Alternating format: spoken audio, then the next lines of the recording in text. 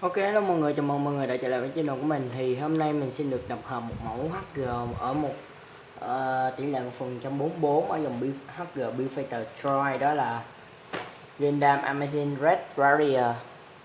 Thì đây là một mẫu HG mà mình cũng khá là thích trong bộ series Gundam Build Fighter Troy. Ok, thì giá mình mua cũng cỡ khoảng tầm 400.000. Ok, thì đây là cái vỏ hộp của nó hơi bị nhăn do vận chuyển. Và đây là năm sản xuất của nó là năm 2015. Nhật Bản, cái hiệu của Bandai, tên Red Warrior, tên Meijin Kawaruchi Mobisut, điều khiển của mẫu Mobisut này, tên series và cái hiệu của Build Fighter. Ok, tiếp theo đó là cái kiểu action của mẫu HG này sau khi mình được lắp ráp hoàn chỉnh. Thì đây là nó đứng chung với con Lightning Gundam, và nhà mình cũng có con này rồi, mua con này về là đủ một cặp rồi, khá là hay.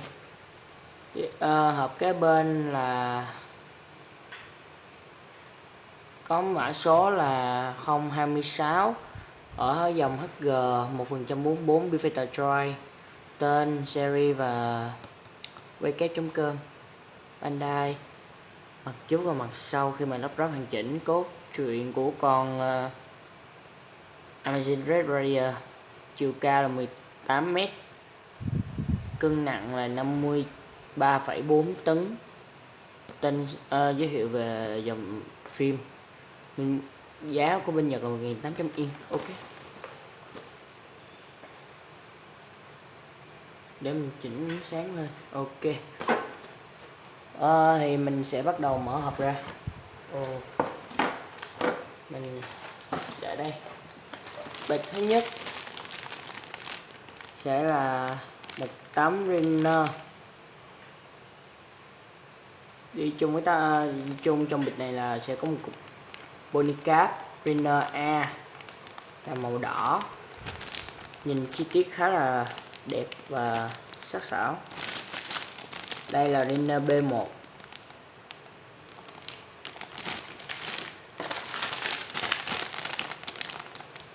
Đây là thanh beam saber của dòng Double sản xuất vào năm 2007. Do quá trình vận chuyển cho nên nó có hơi bị cong biến dạng một chút, nhưng mà cũng không sao.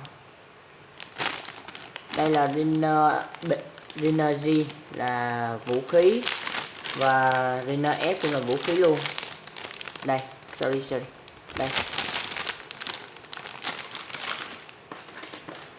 Tiếp theo là vỉ của bịch Rinner D là màu nâu đỏ, E là màu trắng, còn C là màu vàng. Bịch cuối cùng là Rinner B1, có lồng B2 và A2, và có một tấm sticker B1 lồng B2 A2 đây, và tấm bản hướng dẫn manual trước, sau, bên trong. Tất cả Rinner ở trong hộp. Bản hướng dẫn nó hơi bị dài mà cái độ rung hơi bị cao, khá là đẹp.